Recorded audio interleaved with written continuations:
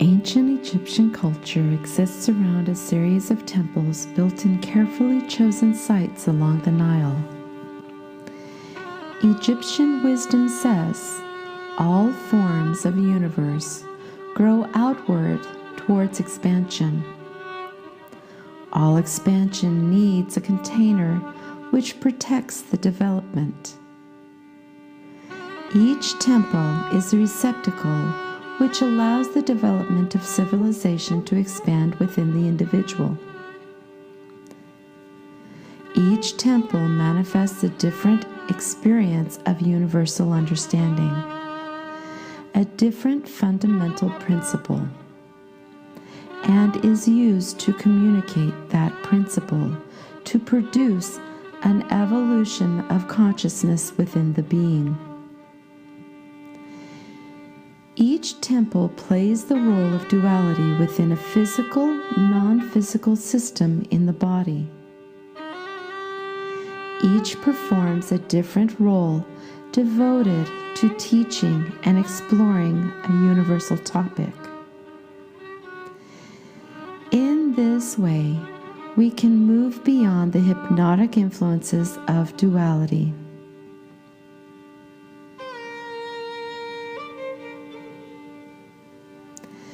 The Hathor Temple, Dendera, is located on the 26th degree north latitude of an ancient road that leads to the Red Sea.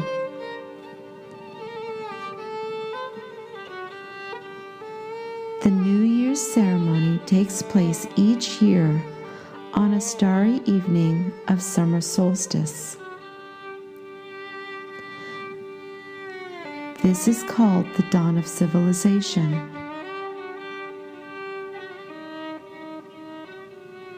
It occurs in an area over the Nile carefully chosen because of its direct relationship to certain stars.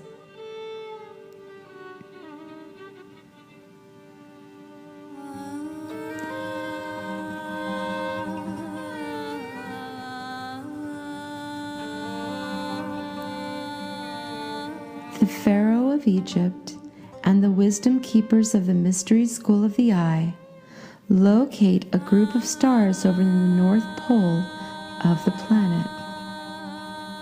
They call it the constellation of credit, and its symbol is a red hippopotamus mother. Currently, we call the same group of stars Draconis, and its symbol is a dragon serpent. This is the constellation for both the North Node and the South Node in astrology. It is called Ketu and Rahu in Vedic astrology, and it is the powerful point of reference for the soul path chart of astrology called the Draconic chart.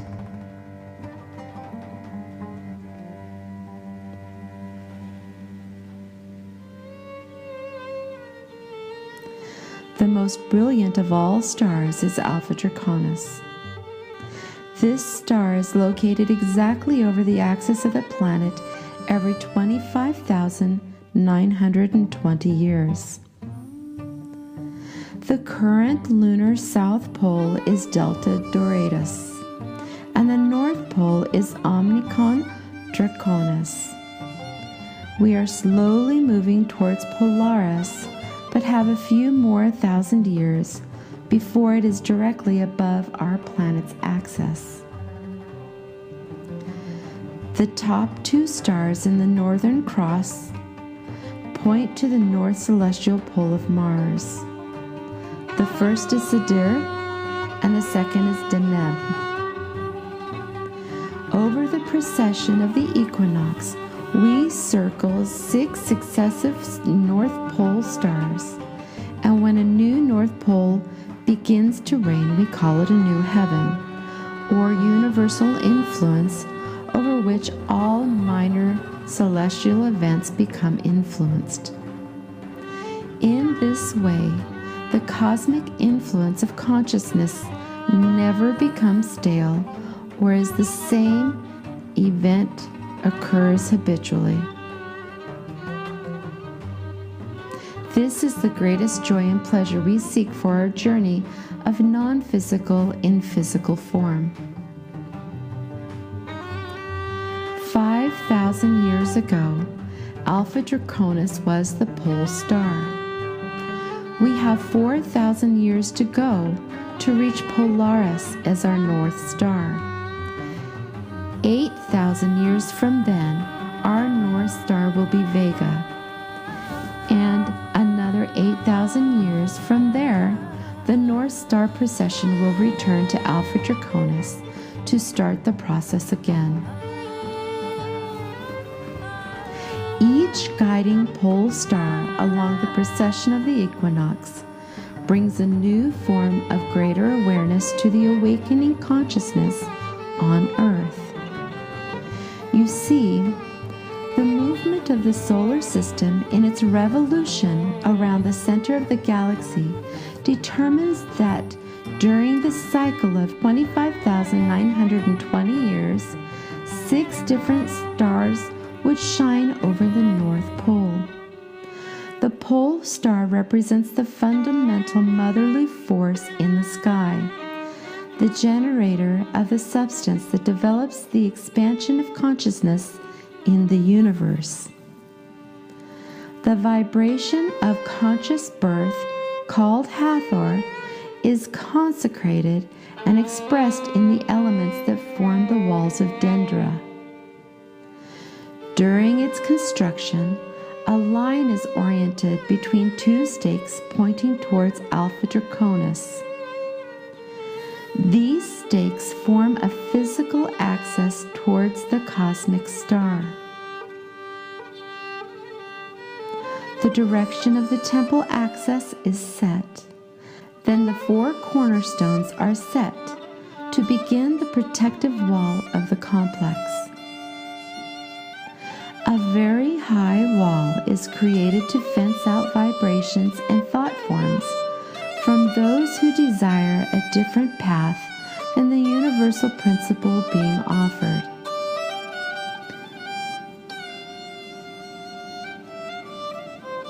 In the principal door located northward, the last series of aligned doors departing the temple frames the sky segment where Alpha Draconis appears. This makes Alpha Draconis easy to find for the wisdom keepers who systematically register movements during the night celebration of the dawn of civilization. That same night, but facing west, they locate another star at 90 degrees to the previous one. It is called Sirius and is a symbol of Isis in the sky. There is a second temple built in her honor with its axis and the second door in the wall of the Dendera complex aligned in the star's direction. The door of the temple of Isis frames the section of sky where Sirius travels with the sun, trailing her, and appears on each 21st day of June.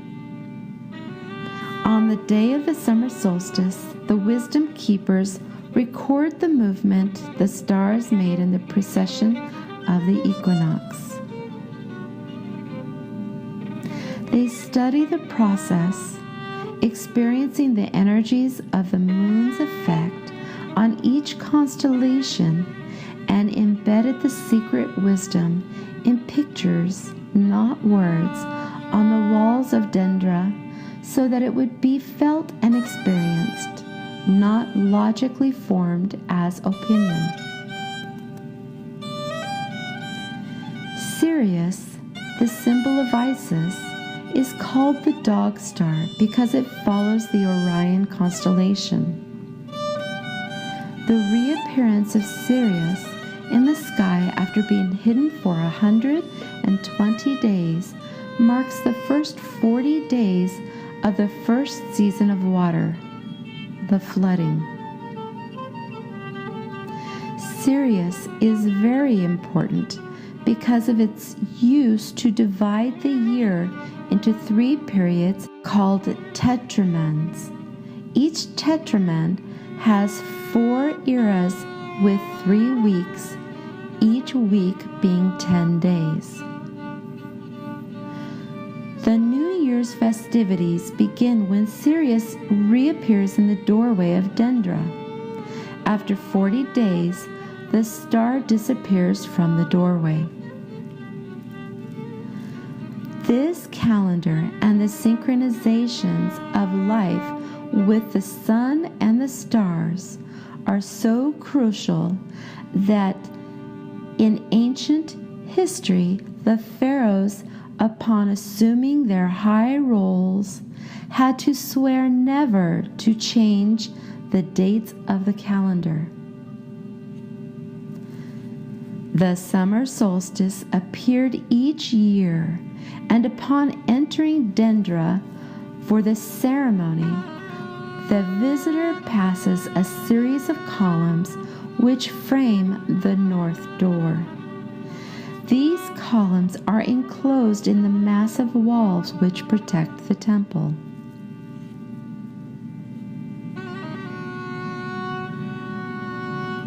Upon crossing the portal, the principal outer sentinel, or room of life, the temple appears with 6 columns and its north-oriented axis precisely aligned for the study of the stars. Very near the entrance of the complex, the carving of conscious illumination is found. It depicts the birth of Horus from Isis and his father Osiris. Its carved love scene shows Isis and Osiris, the birth of their son Horus, and the presentation of the child. The scene is of birth of the boy into material form.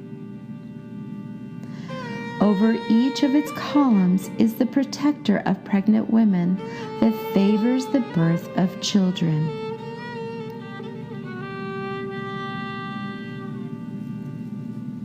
Hathor, the feminine force multiplier of life, is revered as a compassionate figure. People travel long distances to awaken inner consciousness. The design of the facade of Hathor's temple is different from the traditional Egyptian temples. The columns are joined mid-height by decorated walls.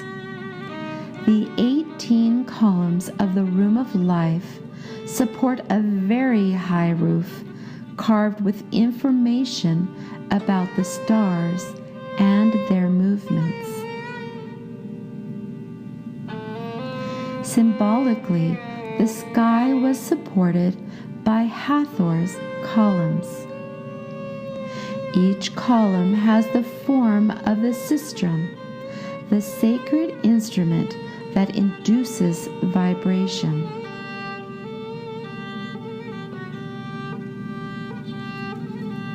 It is with a series of metal discs used by female wisdom keepers of Hathor.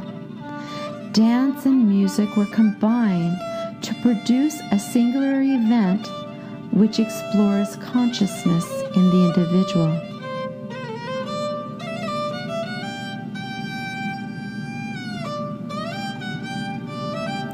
On top of the columns, 4 faces of Hathor look towards each cardinal point of cosmic space, symbolizing her force supporting the astrological force of change present everywhere in the world.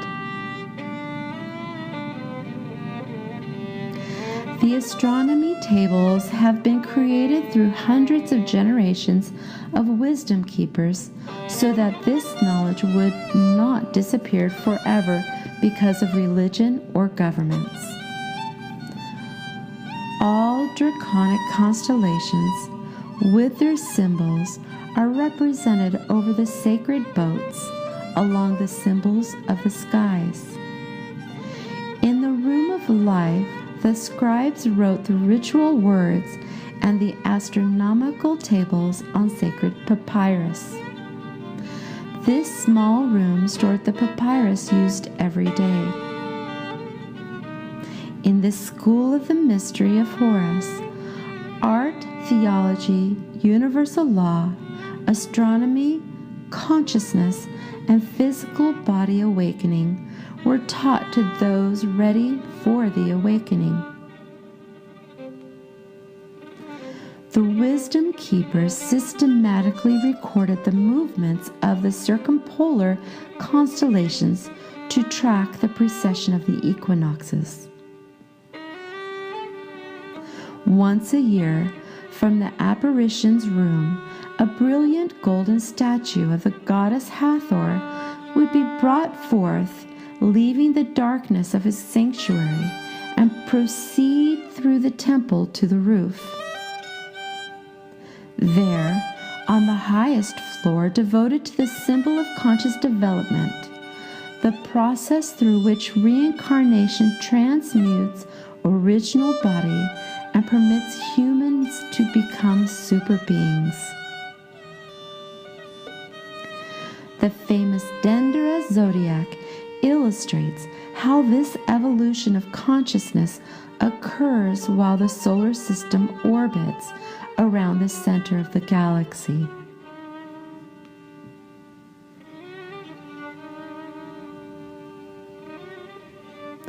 Around this room are found the 6 spaces for the daily rituals. The first kept the objects devoted to consciousness. The next is the room for purification, with a door leading to the sacred lake. In the morning at dawn, each individual was held within as sacred and birthed themselves with water as an emotional mirror to the body of water within, the body of water that feeds the earth, and the body of water that vibrates with electrical pulses from the universe. The sacred lake is lined with stone staircases to allow the priest to get into the water on one side and to come out through another stone staircase into a new experience. They then came back into the next room. From here, a spiral staircase leads to the terrace of the temple used during the night record of celestial movements. To the left, there is a door that leads from this 4th room to the outside to receive the full breath of all that nature provides. Next is the room of the apparition. After the room of the apparition comes the hall of 2 staircases. To the right, the spiral staircase. These are used by the precession, each turn of the staircase symbolizing the spiral of light. Each turns a higher vibration in the musical scale of consciousness. To the left, there is a long, straight staircase used as the symbol of spirit, which descends into matter to embody and live the experiences that allow for the comprehension of the universe. To the left is the golden boat, or always transforming experience. It is a symbol of all movement. You see the movement of the sun, solar system, galaxy, universe, constellations, and the movement of human consciousness is the boat of life. The boat carries the cycle of the moon. Together, the moon and boat carry the figure of Hathor, the potential of awakened consciousness, through the water or emotions to the next temple of Horus in Edfu. In the process of the new moon, the events of awakening unfold from the non-physical to physical. In the procession of the full moon, the events of the awakening unfold from the physical back to the non-physical.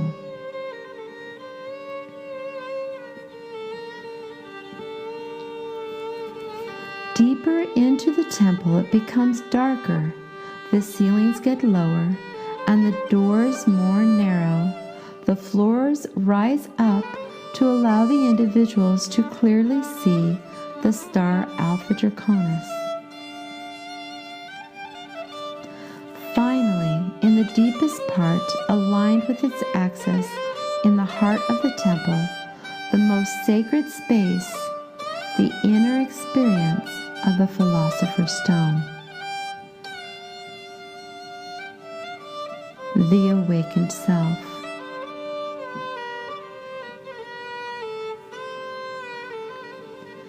The individual as infinite, both male and female, part of the whole, individual within the whole. The male that emits information and the female that provides the substance to gestate all beings.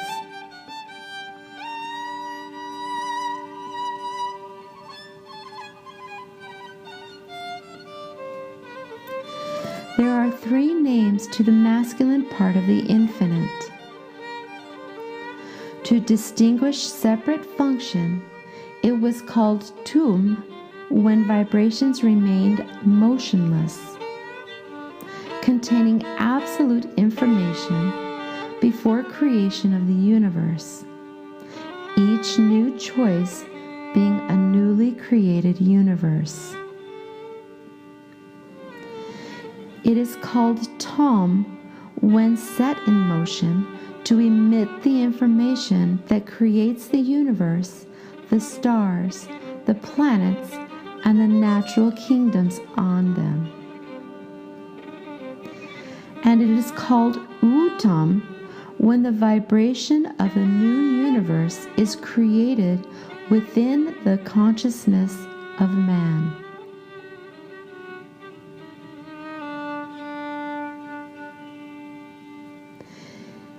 In the same way,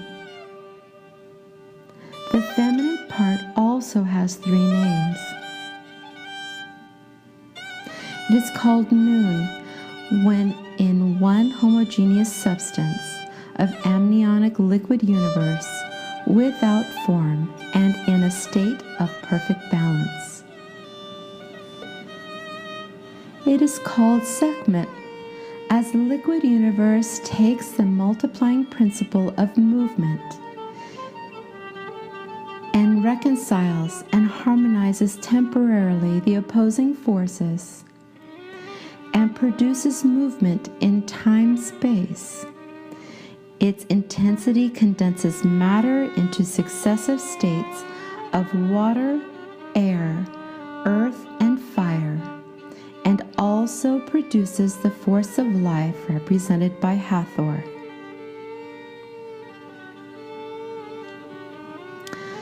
The substance multiplies consciousness to experience space-time.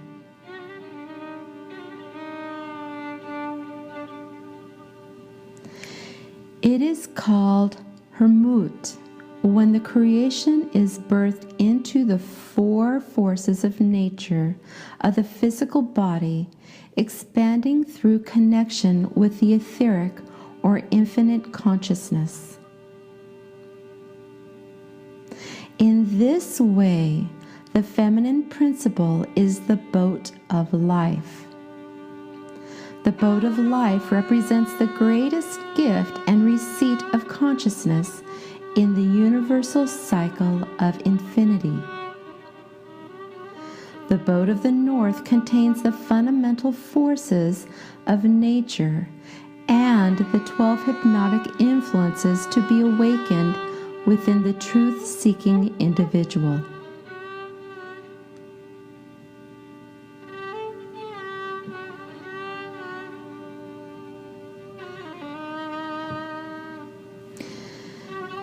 Here, an intake vestibule accesses a series of vibrational rooms set against the exterior walls of the temple, devoted to the fundamental vibrations. These vibrational rooms have sacred symbols carved on the exterior walls of the temple to connect the inner and outer worlds of the individual's experience. The carved symbols also on the exterior wall and the two connecting vibrational rooms to the left contain figures which harmonically resonate with one particular fundamental force or vibration, along with the musical system used in the awakening within the site. The four vibrational rooms to the right contain the vibrations of Horus, Sokar, Pisces, and the gnome of Dendra. To the left is the lower room, which shows the necklace of Menna, with four figures of Hathor representing the four universal elements: harmony, love, wisdom, and freedom. Under the floor of this room is stored the most sacred and secret revelations of the temple. These rooms hold mysterious carvings of Horus handling a lotus flower blossom with a serpent in its interior. The flowers can be found in fundamental nature and universe to illuminate the interior chamber of the human self, to construct the pathway of darkened self to enlightened self.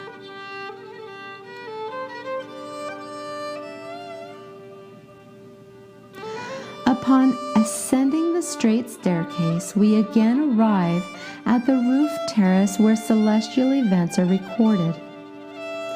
In the southwest corner, there is a stone gazebo. From this location, a fire is built declaring the beginning of each new year. It is also from this location that the wisdom keepers gathered to divide the celestial vault into sections they called norms in order to identify the movements of the stars. We now know these as signs. The individual is to look for signs in their awakening. These wisdom keepers, in relation to the planet Earth, measurers of the sky, made the first celestial chart, the one which recorded the relative positions of the sky. Astronomy began here in Dendra. Astro means star. Astronomy means knowledge of the stars. Crossing this terrace, we arrive at the two areas devoted to Osiris. The two divine principles which symbolize evolution and reincarnation of all human beings.